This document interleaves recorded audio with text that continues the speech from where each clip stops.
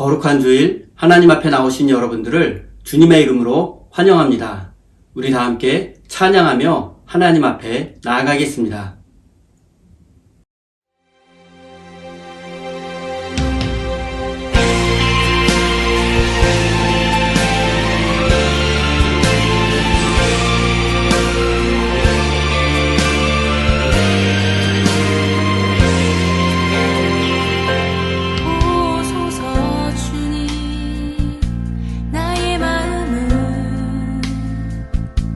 선한 것 하나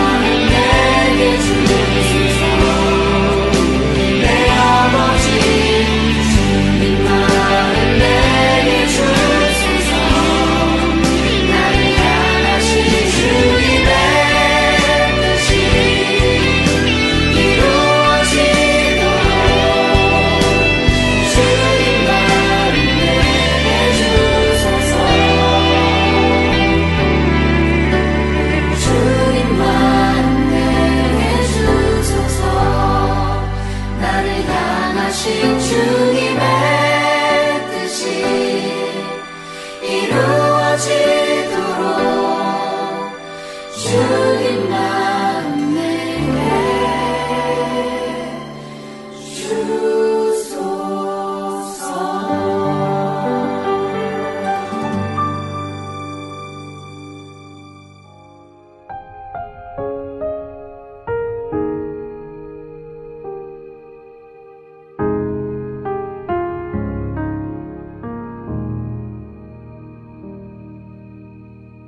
내 백성이 나를 떠나 돌아섰지만 내 사랑이 내 백성을 포기 못하니 내 모든 것 내어주고 나 그들을 얻으리라. 여호와께 돌아가자. 우린 돌아서도 그는 변치 않네. 여호와께 돌아가자.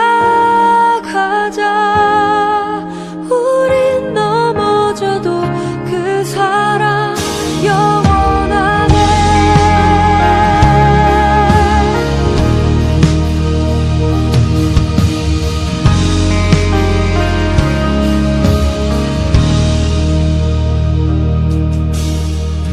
내 백성이 나를 떠나 돌아섰지만 내 사랑이 내 백성을 포기 못하니 내 모든 것 내어주고 나 그들을 얻으리라. 여호와께 돌아가자. 우린 돌아서도 그는 변치 않네. 여호와께 돌아가자.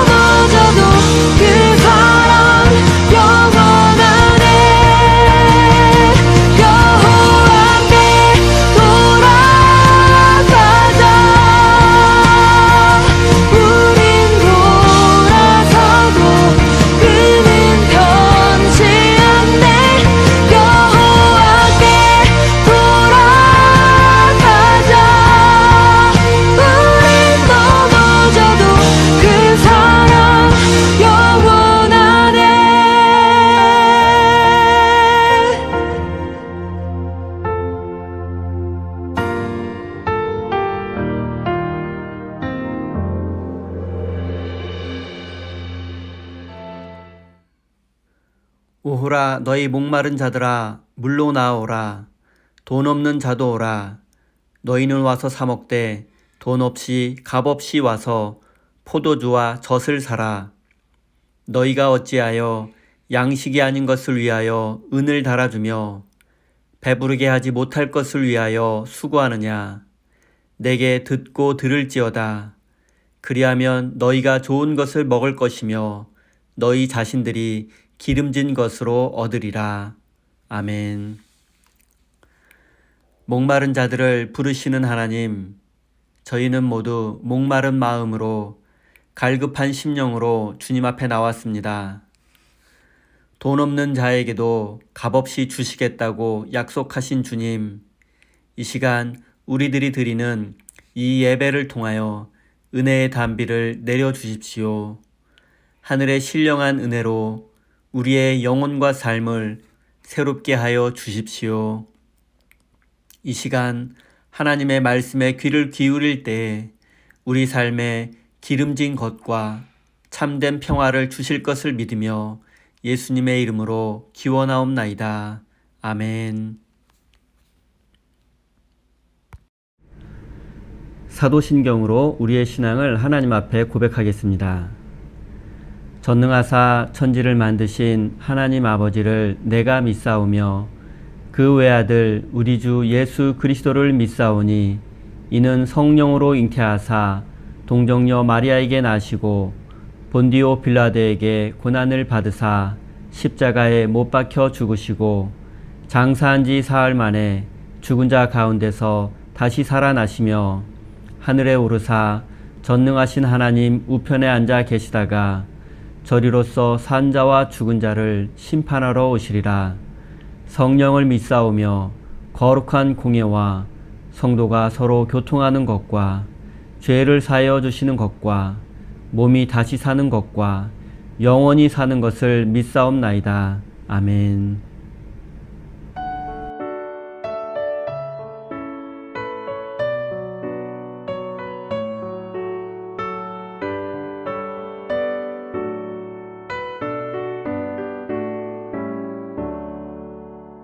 샤론의 꽃 예수 나의 마음에 거룩하고 아름답게 피소서.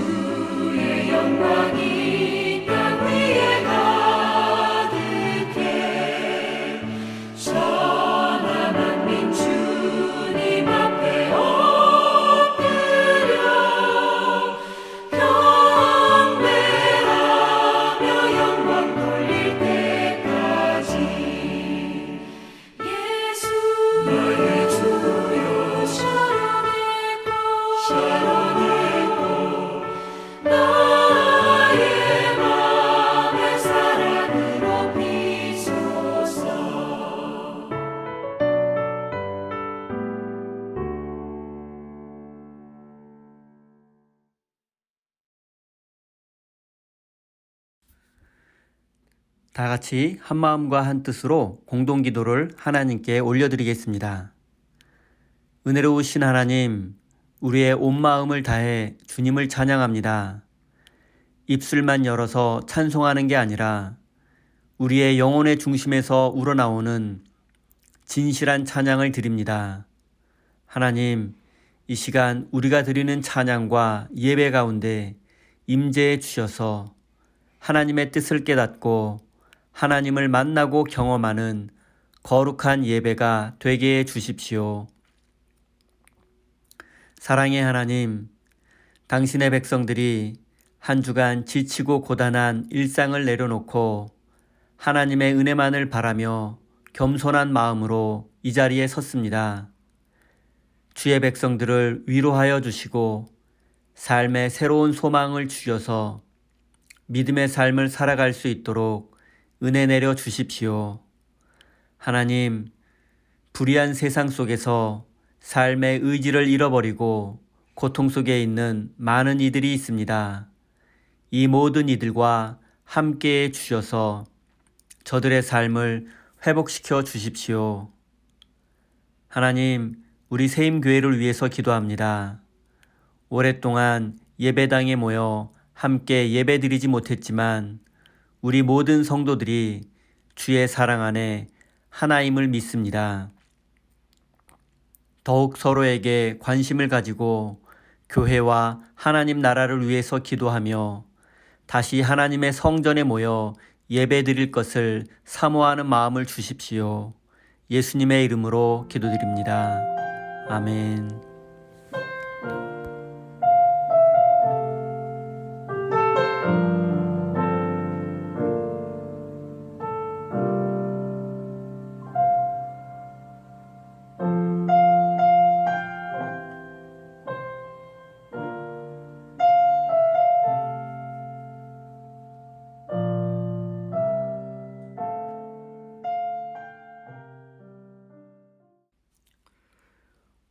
오늘 우리에게 주신 하나님의 말씀은 마태복음 3장 1절에서 8절까지의 말씀입니다.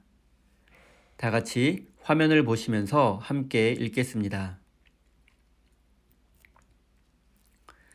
그때 세례 요한이 이르러 유대 광야에서 전파하여 말하되 회개하라 천국이 가까이 왔느니라 하였으니 그는 선지자 이사야를 통하여 말씀하신 자라. 일러스되 광야에 외치는 자의 소리가 있어 이르되 너희는 주의 길을 준비하라 그가 오실 길을 곧게 하라 하였느니라. 이 요한은 낙타 털 옷을 입고 허리에 가죽띠를 띠고 음식은 메뚜기와 석청이었더라. 이때에 예루살렘과 온 유대와 요단강 사방에서 다 그에게 나와 자기들의 죄를 자복하고 요단강에서 그에게 세례를 받더니 요한이 많은 바리새인들과 사두개인들이 세례 베푸는 대로 오는 것을 보고 이르되 독사의 자식들아 누가 너희를 가르쳐 임박한 진노를 피하라 하더냐. 그러므로 회개에 합당한 열매를 맺고. 아멘. 하나님께서 이 말씀을 통하여 우리에게 은혜 주시기를 원합니다. 교회 소식 전하겠습니다. 저희 보스턴 세임교회 예배에 참석하신 모든 분들을 주님의 이름으로 환영합니다. 체크를 교회로 보내서 헌금하실 수 있습니다. 코로나19으로 고통받는 이들을 위해서 계속해서 기도하시기 바랍니다. 하나님의 크신 사랑과 은총이 여러분의 삶에 함께 하시기를 빕니다. 오늘은 회개하라 라는 제목으로 함께 하나님의 말씀을 나누겠습니다. 오늘 본문 말씀에는 세례자 요한이 광야에서 백성들에게 세례를 베푸는 내용이 기록되어 있습니다. 세례자 요한은 사람들에게 회개하라, 천국이 가까이 왔다라고 외치며 회개에 합당한 열매를 맺어야 함을 강조했습니다. 그리고 예수님도 세례자 요한에게 세례를 받으셨습니다. 잠시 세례와 초기 기독교 사이의 관계에 대해서 말씀드리겠습니다. 세례는 세례자 요한이 만들어낸 그의 창작품이 아닙니다. 고대 근동 지역에 세례라는 풍습이 이미 존재했었습니다. 세례는 강물 속에 들어가서 온몸을 적신 후에 다시 물 밖으로 나오는 예식입니다. 물 속에 몸이 잠기는 것은 죽음을 상징하고 다시 물 밖으로 나오는 것은 새로운 생명을 의미합니다. 따라서 세례는 기본적으로 과거의 삶을 청산하고 새로운 삶을 다시 시작한다는 의미를 가지고 있습니다. 그리고 초기 기독교 역사에서 세례를 가장 창의적으로 활용한 사람은 바로 사도 바울입니다. 세례는 유대인들의 할례와 그 의미가 유사합니다. 유대인 남자는 태어난 지 8일 만에 할례를 받습니다. 그리고 할례는 하나님의 백성이라는 증표가 됩니다. 유대인들은 할례를 통해서 하나님의 백성으로 거듭나게 되는 것입니다. 하지만 유대인들의 세례는 남성들만 받을 수 있었고 여성들은 받을 수 없었습니다. 그리고 남성의 생식기 표피를 잘라내는 것이기 때문에 상당한 육체적 고통을 겪을 수밖에 없습니다. 보통 일주일 동안은 정상적인 활동을 하기가 어렵습니다. 초기 기독교에서는 이방인들이 할례를 받아야 하느냐, 받지 않아도 되느냐 하는 문제로 심각한 갈등을 겪었습니다. 그리고 사도 바울은 이 갈등 속에서 세례를 받은 사람은 할례를 받지 않아도 된다고 결정했습니다. 그리스도인의 표식은 할례가 아니라 세례라는 것입니다. 바울은 세례를 통해서 예수와 함께 죽고 다시 새로운 생명으로 거듭날 수 있다고 믿었습니다. 그리고 초기 기독교는 이런 바울의 결정을 따라서 예수를 믿기 시작한 사람들에게 세례를 베풀었습니다. 만약 기독교인이 되기 위해서 유대인처럼 할례를 받아야 했다면 상당수의 사람들이 기독교인이 되는 것을 주저하고 망설이는 원인이 되었을 것입니다. 할례를 받으려면 상당한 고통과 불편함을 감수해야 했고, 당시 그리스 로마 문명권에서는 할례를 야만적인 것으로 여겼기 때문입니다.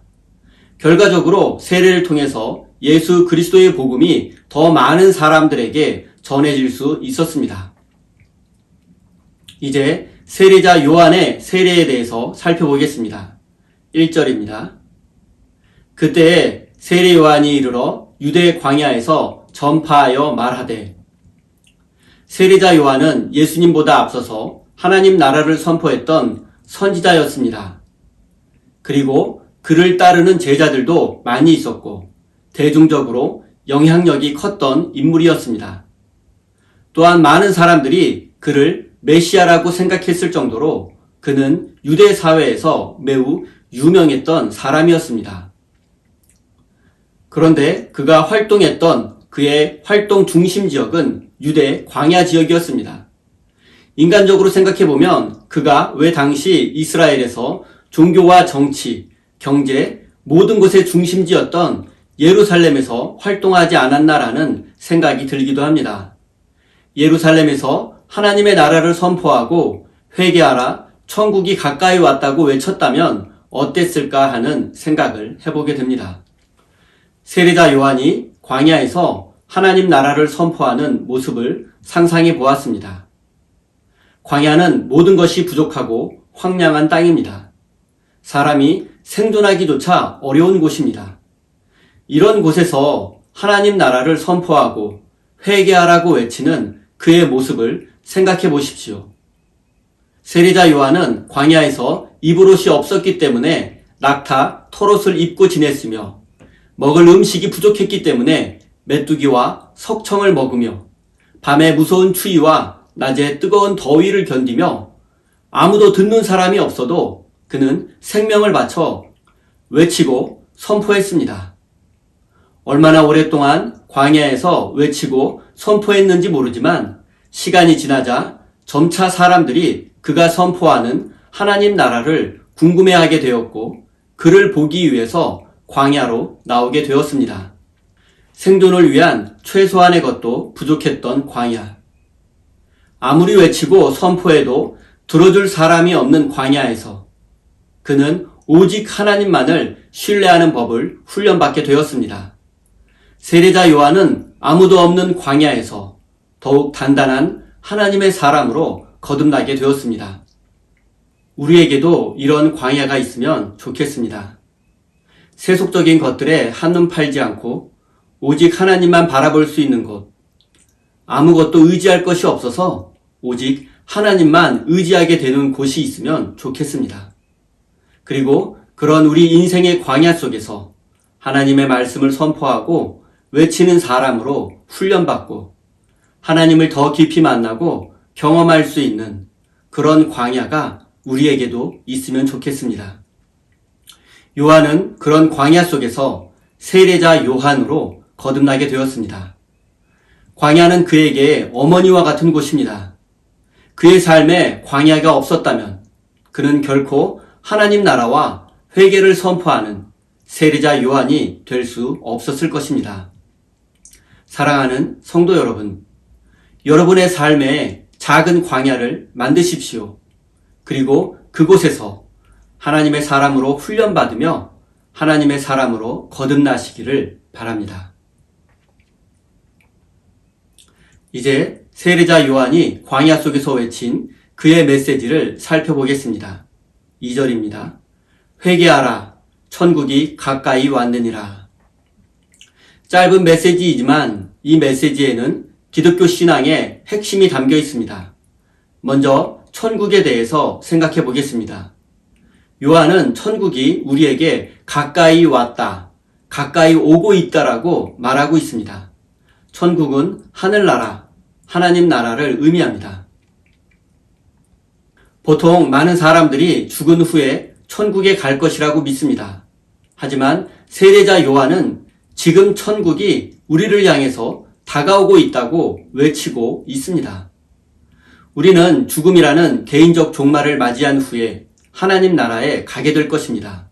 하지만 하나님 나라는 죽음 후에만 갈 수 있는 곳이 아니라 지금 이 세상에서도 누릴 수 있는 곳이고 마땅히 지금 이 세상에서도 누려야만 하는 곳입니다.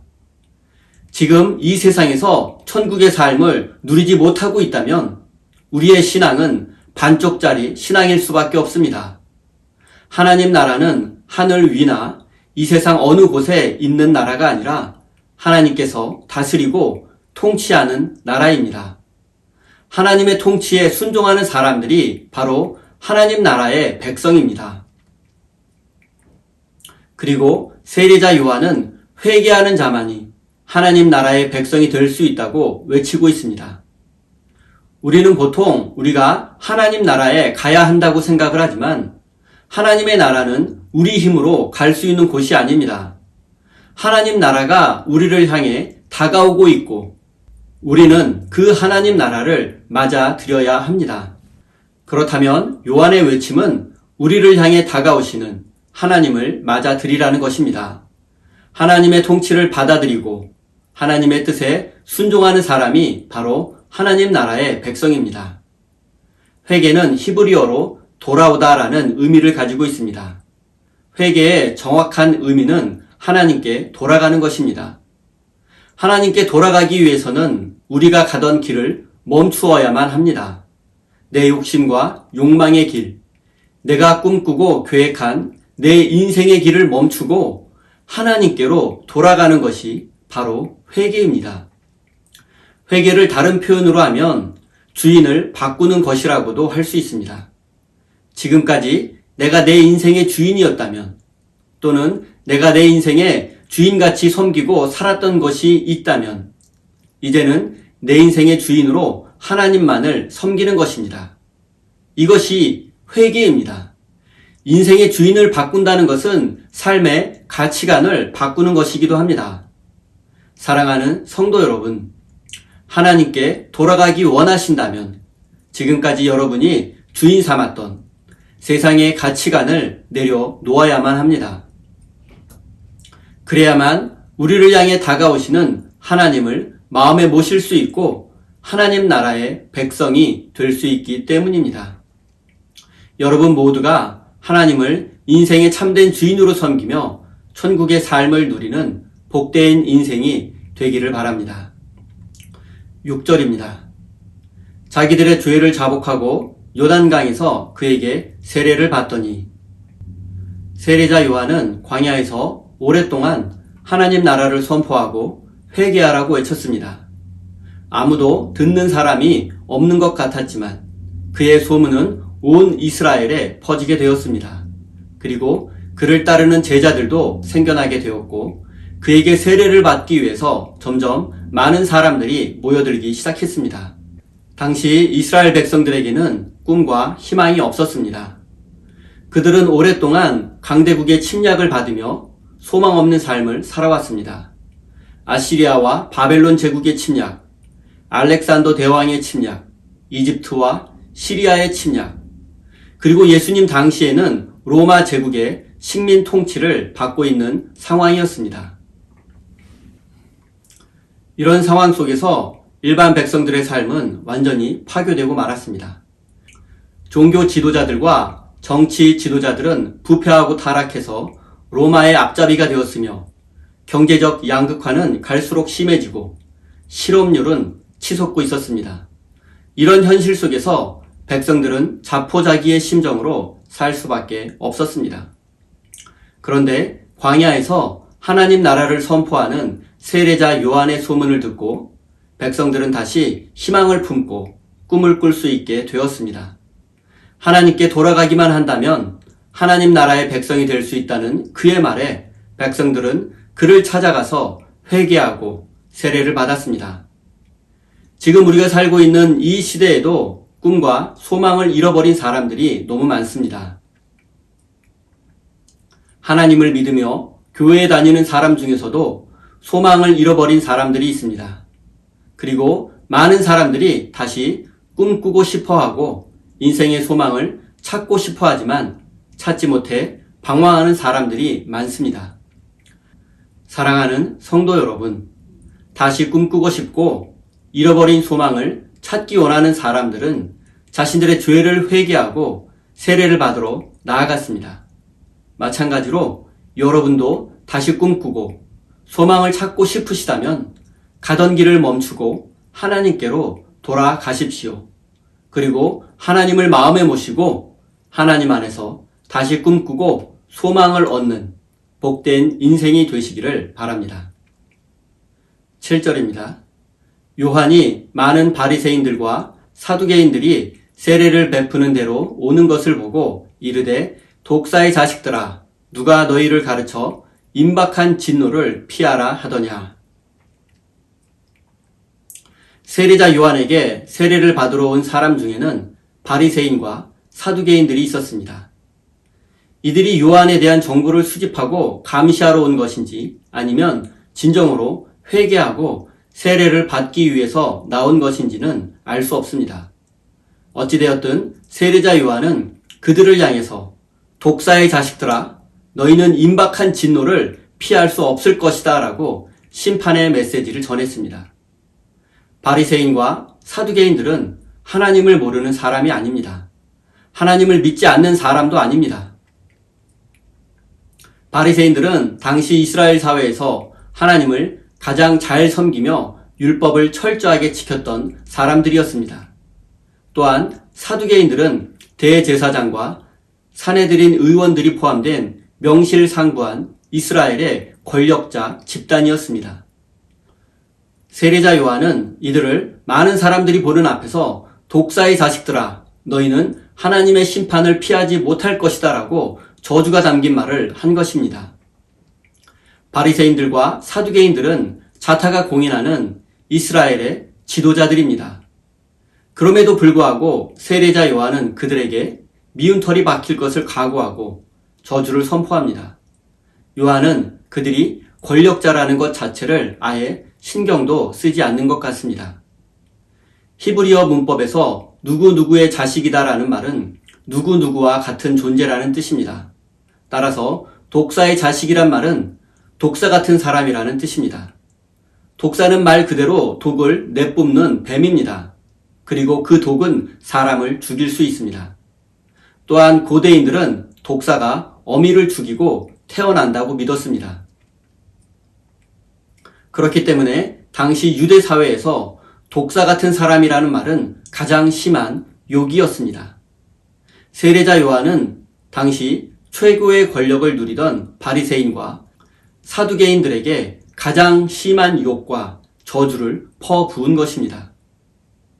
바리새인은 자타가 공인하는 율법 전문가였으며 철저하게 율법을 지키는 사람들이었고 그들은 이스라엘의 자존심이라고 여겨지기까지 했습니다. 사두개인들은 대제사장을 비롯해서 고위 제사장들과 사내들인 의원들과 경제적 지도자들로 이루어진 그룹이었습니다. 하지만 이들의 삶은 하나님의 뜻과는 거리가 멀었습니다. 세례자 요한의 표현을 빌리자면 그들은 회개하지 않는 자들이었습니다. 겉으로 보기에 그들의 믿음은 훌륭해 보였고 회개한 것처럼 보였지만 그들의 삶에는 회개에 합당한 열매가 없었습니다. 그들의 믿음은 오직 사람들에게 보여주기 위한 것이었고 그들의 회개는 열매가 없는 말뿐인 회개였습니다. 바리새인들은 율법을 철저하게 지킴으로써 의로워지고 구원받을 수 있다고 믿었습니다. 그런데 그들은 결국 율법을 완벽하게 지킬 수 없다는 사실을 깨닫게 되었습니다. 그래서 그들은 예외 조항을 만들어서 교묘히 율법을 빠져나가기도 했고 사람들 앞에서는 율법을 온전하게 지키는 척하고 거룩하고 의로운 척을 했습니다. 그들은 점점 교만해져 갔고 율법을 지키지 않는 사람들을 멸시하기까지 했습니다. 결국 바리새인들은 율법에 담긴 하나님의 사랑과 정의라는 율법의 정신을 잃어버리게 되었고 율법의 껍데기만을 중시하는 형식주의자, 율법주의자로 전락하고 말았습니다. 바리새인들의 율법주의는 신앙을 계량화하는 것으로 나타났습니다. 하루에 몇 번 기도하는지, 일주일에 몇 번 금식하는지, 헌금을 얼마나 하는지와 같은 것으로 신앙을 평가하고 신앙의 등급을 나누는 것입니다. 모든 예배에 참석하고 교회에 열심히 봉사하고 정직한 11조와 헌금을 하는 것은 매우 중요하고 가치 있고 존중받아야 할 일입니다. 하지만 그렇게 겉으로 보이는 신앙의 행동만으로 그 사람의 신앙을 평가할 수 없고 평가해서도 안 됩니다. 사람은 외모를 보지만 하나님은 중심을 보시기 때문입니다. 사람은 눈에 보이는 것으로 평가하지만 하나님은 그 사람의 숨은 동기와 마음의 자세를 보십니다.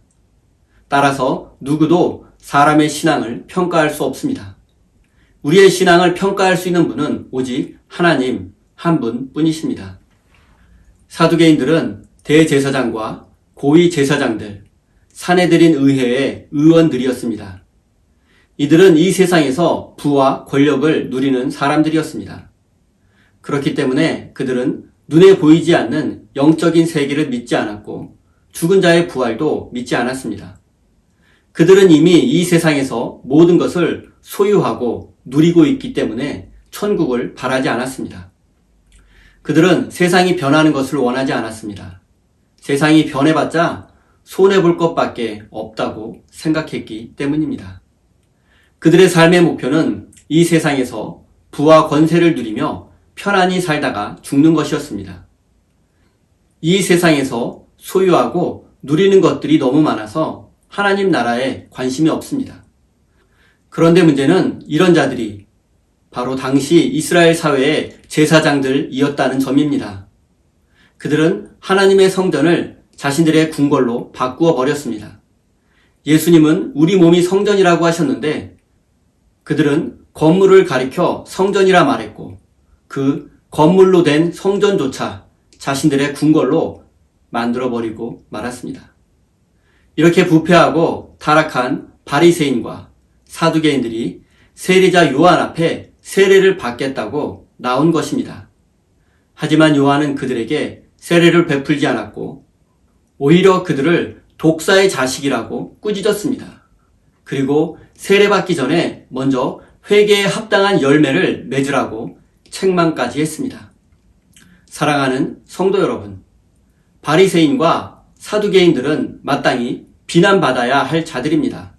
하지만 여러분 자신을 깊이 생각해 보십시오.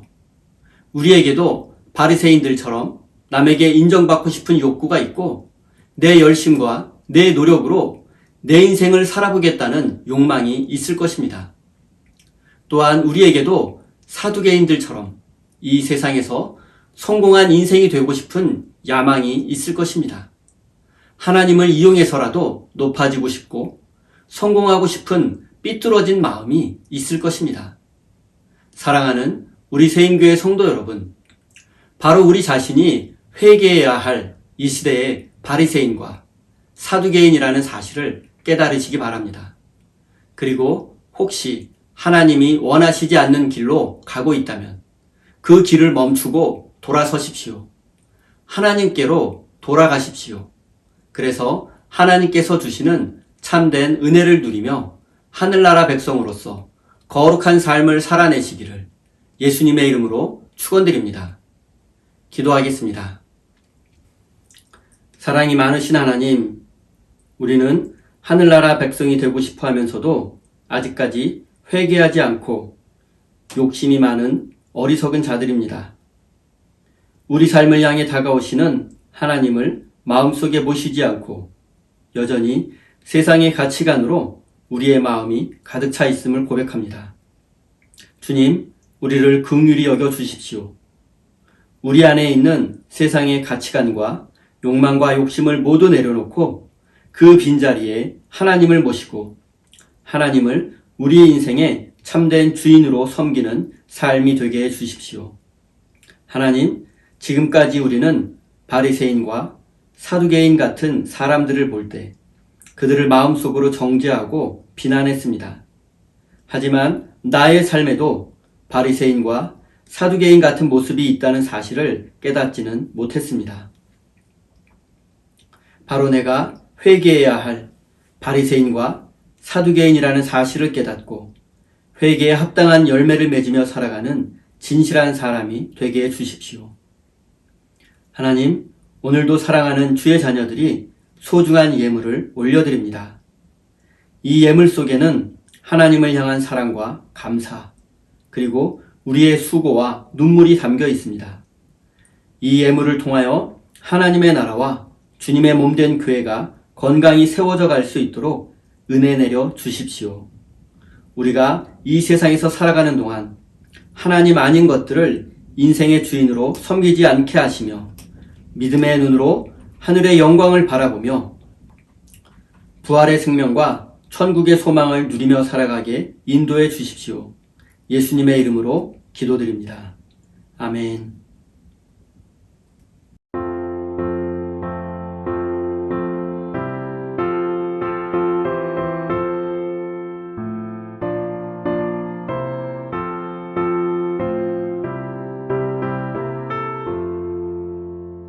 나 이제 주님의 새 생명 얻었고 옛것은 지나고 새 사람이로다. 그 생명 내 맘에 강같이 흐르고 그 사랑 내게서 해같이 빛난다. 영생을 누리며 주 안에 살리라. 오늘도 내일도 주 함께 살리라. 주 안에 감추인 새 생명 얻으니 이전에 줬던 것 이제는 값없다. 하늘의 은혜와 평화를 맛보니 찬송과 기도로 주 함께 살리라.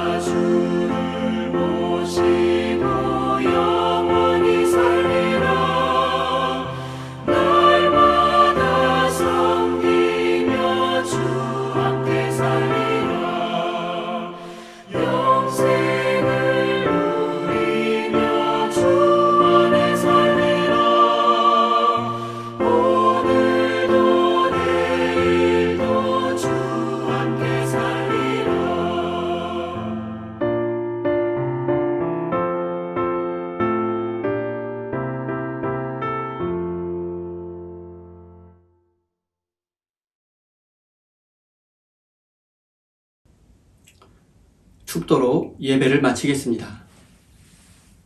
이제는 우리에게 영원한 생명을 주시려고 이 땅에 오신 우리 구주 예수 그리스도의 크신 은총과 하나뿐인 외아들을 십자가에 내어주시기까지 우리를 사랑하시는 하늘아버지의 그 크신 사랑하심과 지금도 우리와 함께 하시며 지키시고 돌보아 주시는 성령 하나님의 역사하심이 회개하라 천국이 가까이 왔느니라 라는 말씀을 가슴에 새기며 회개에 합당한 열매를 맺을 것을 다짐하며 삶의 자리로 돌아가는 사랑하는 우리 세임교회 모든 성도들 머리머리 위에 그들의 자녀와 가정과 모든 삶의 자리 위에 온 세계 열방 가운데 이제로부터 영원까지 함께 하시기를 간절히 축원하옵나이다.